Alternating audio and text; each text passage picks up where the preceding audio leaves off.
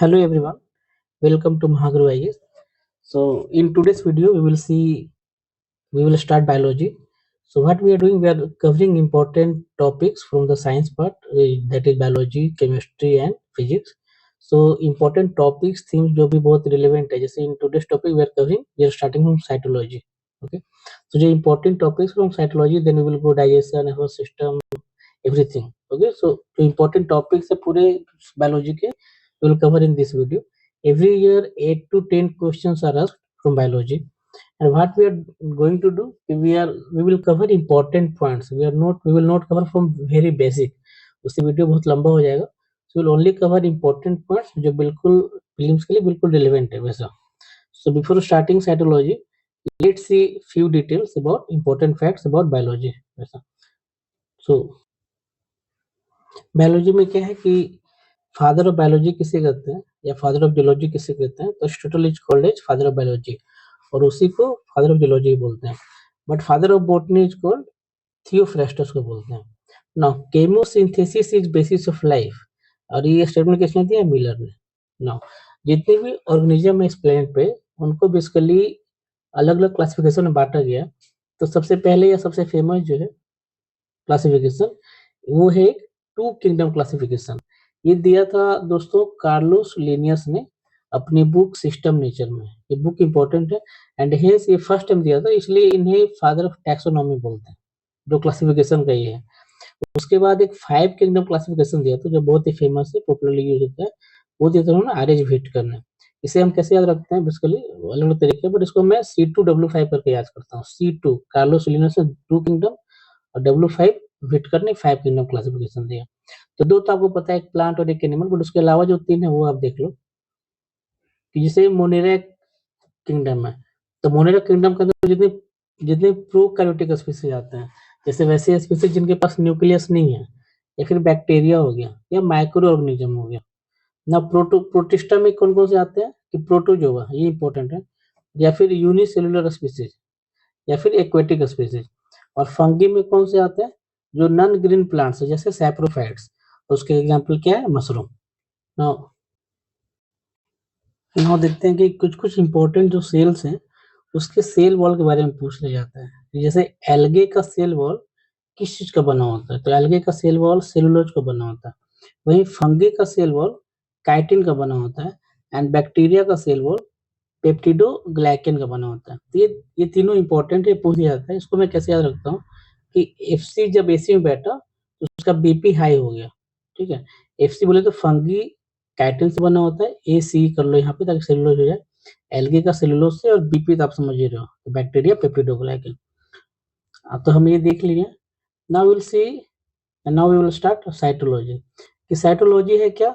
It is study of cell, their structure and function. But cell क्या है? ये सब बेसिक चीजें हैं, मैं ये नहीं कर रहा बट सिंपली करा दे रहा हूँ कि सेल एक basic structural and functional unit है किसी भी ऑर्गेनिज्म का. ठीक है, और सेल की स्टडी को हम लोग साइटोलॉजी बोलते हैं. अब देखते हैं कि सेल थ्योरी किसने दिया है. तो सेल थ्योरी स्कीडन एंड स्वान ने दिया है. और जर्म प्लाज्म थ्योरी किसने दिया है? अगस्त वीजमैन ने. अब एक और इम्पोर्टेंट फैक्ट है कि जो हाइड्रोफिलिक नेचर है डीएनए का, that is because of phosphate. Okay, now आप देखोगे कि जितने सेल्स हैं उनको बेसिकली 2 कैटेगरी में डिवाइड किया गया. एक है प्रोकैरियोटिक, दूसरा है यूकैरियोटिक. तो प्रोकैरियोटिक क्या है? कैरियोटिक का मतलब होता है न्यूक्लियस. तो प्रोकैरियोटिक वैसे स्पीशीज, वैसे सेल्स है जिनमें न्यूक्लियस नहीं होता है. ठीक है, और यूकैरियोटिक जिनमें न्यूक्लियस होता है वैसा. तो आप देखते हैं इसके बारे में, प्रोकैरियोटिक जिनमें न्यूक्लियस नहीं होता है, इसमें न्यूक्लियस होता है, राइट. अब प्रोकैरियोटिक में और क्या-क्या होता है वैसा? इसमें न्यूक्लियोटाइड्स होता है, इसमें डीएनए होता है. ठीक है, ये सिंगल क्रोमोसोम का बना होता है, ये एक से ज्यादा क्रोमोसोम को बना होता है, और यहाँ इसमें डीएनए के ऊपर हिस्टोन प्रोटीन लगा होता है. इसके क्रोमोसोम सर्कुलर नेचर के होते हैं. और प्रोकैरियोटिक में जो सेल डिवीजन होता है उसका प्रोसेस फिजन या ब्रीडिंग है. ठीक है, बट यहाँ पे जो सेल डिवीजन होता है वो फ्यूजन के तहत होता है, जिसमें माइटोसिस या मियोसिस होता है. इसमें कोई माइटोकॉन्ड्रिया नहीं होता है दोस्तों, ये एक इंपॉर्टेंट फैक्ट है. और इसमें माइटोकॉन्ड्रिया होता है. माइटोकॉन्ड्रिया को हम लोग पावर हाउस कहते हैं सेल का. नाउ कुछ एग्जांपल जो यूकैरियोटिक आप देखते हैं, animal, birds, aquatic species, human being, सब सारे यूकैरियोटिक हैं। तो प्रोकैरियोटिक एग्जांपल्स वैसे स्पीशीज, वैसे सेल्स जिनमें न्यूक्लियस नहीं होता है, तो उसका एग्जांपल है blue green algae and bacteria. तो बैक्टीरिया से रिलेटेड कुछ इंपॉर्टेंट फैक्ट्स है दो तीन। एक तो आप इसको ये बताओ कि who discovered bacteria, bacteria was discovered by whom, बताओ इसको। Now number of mitochondria in bacteria cell, ये बीपीएससी में या स्टेट पीसीएस में पूछ देता है।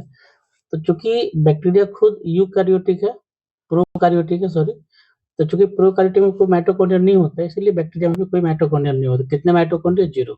ना बैक्टीरिया का सेल वॉल पेप्टिडोग्लाइकन का बना होता है और सेल मेम्ब्रेन बना होता है फॉस्फोलिपिड का। तो ये हो गया। नाउ इंपॉर्टेंट फैक्ट्स हम देखेंगे, बट उससे पहले नाउ विल सी सेल के बारे में। This is cell. ये सेल का एक बेसिक डायग्राम है।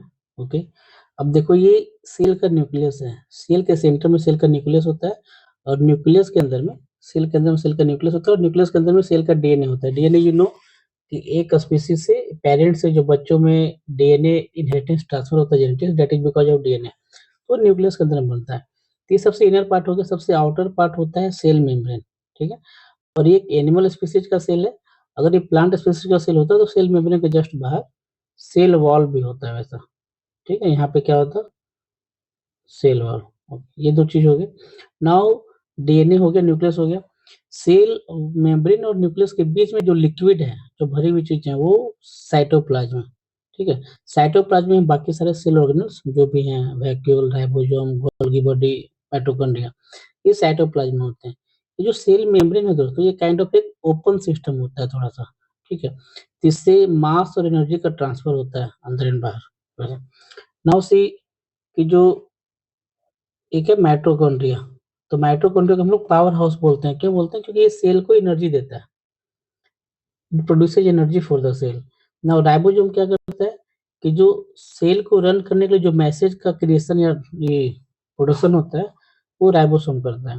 ये प्रोटीन सिंथेसिस का काम करता है। उससे मैसेज प्रोड्यूस होते हैं जो सेल को रनिंग के लिए काम करते हैं। वैक्यूल क्या करता है? ये स्टोरेज एरिया का काम करता है, ठीक है। Golgi complex it collects, package and distributes molecule made in the cell, okay, kind of packers and mover का काम करता है। सेंट्रियोल, जब सेल डिवीजन का बात होती है तो यहाँ पे सेंट्रियोल हेल्प करता है। जैसा लाइसोसोम क्या करता है कि ये सेल में जो न्यूट्रिएंट्स बन रहे हैं उनके डाइजेशन में हेल्प करता है और लाइसोसोम को ही सुसाइडल बैग भी बोलते हैं।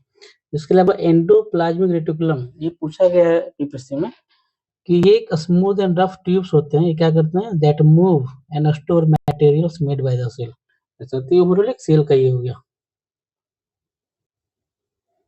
Now we will see the important facts, important points related to cytology जो पूछे जाते हैं बीपीएससी में, अदर स्टेट पीसीएस में। तो प्रोटोप्लाज्म को बेसिस ऑफ लाइफ बोलते हैं। ये साइटोप्लाज्म में होता है, ठीक है। तो प्रोटोप्लाज्म को बेसिस ऑफ लाइफ बोलते हैं और ये स्टेटमेंट दिया है हैक्सली थॉमस ने। And protoplasm discovered by परकिंजे। Now DNA की जो बात हुई, तो डीएनए कहाँ-कहाँ, किस-किस ऑर्गेनल्स में होता है? तो डीएनए 3 सेल ऑर्गेनल्स में होता है, माइटोकॉन्ड्रिया में, क्लोरोप्लास्ट में और न्यूक्लियस में। इसे याद करते हैं इस तरीके से एनसीएम में कि नो कॉन्फिडेंस मोशन हो या नॉन कोऑपरेशन मूवमेंट हो, तो इनमें डीएनए मिलता है। तो कैसे? न्यूक्लियस, क्लोरोप्लास्ट और माइटोकॉन्ड्रिया। तो ये जो मॉलिक्यूल्स हैं, सॉरी, ये जो सेल ऑर्गेनल्स हैं, ये cell organelles double membrane cell organelles हैं, ठीक है। तो यहाँ से 2 इंपॉर्टेंट फैक्ट्स इससे बनते हैं। एक तो ये कि जो ये 3 सेल ऑर्गेनल्स हैं, न्यूक्लियस, क्लोरोप्लास्ट और माइटोकॉन्ड्रिया, इनमें डीएनए मिलता है और ये तीनों डबल मेम्ब्रेन सेल ऑर्गेनल्स हैं। इसके अलावा राइबोसोम जो है, it is made up of RNA. इसका काम क्या होता है? प्रोटीन सिंथेसिस का काम होता है। नाउ जैसे डीएनए इन तीनों में पाया जाता है, माइटोकॉन्ड्रिया, क्लोरोप्लास्ट और न्यूक्लियस में, वैसे आरएनए पाया जाता है, मिलता है राइबोसोम में, साइटोप्लाज्म में और न्यूक्लियस में। तो न्यूक्लियस में डीएनए भी होता है, आरएनए भी होता है वैसा। नाउ सी लाइसोसोम को बोलते हैं सुसाइडल बैग, ठीक है। लाइसोसोम क्या करता है? डाइजेशन का काम करता है, तो इसको सुसाइडल बैग बोलते हैं। नाउ प्लास्टिड एक सेल ऑर्गेनल्स है जो प्लांट में मिलता है, ठीक है। इसके 3 पार्ट हैं इसमें। एक है क्लोरोप्लास्ट, क्रोमोप्लास्ट और ल्यूकोप्लास्ट। तो क्लोरोप्लास्ट के कलर प्लांट में जो ग्रीन कलर आता है वो क्लोरोप्लास्ट के कारण आता है। और क्रोमोप्लास्ट को देखते हैं कि क्रोमोप्लास्ट के अंदर में 2 पिगमेंट्स होते हैं, एक लाइकोपिन।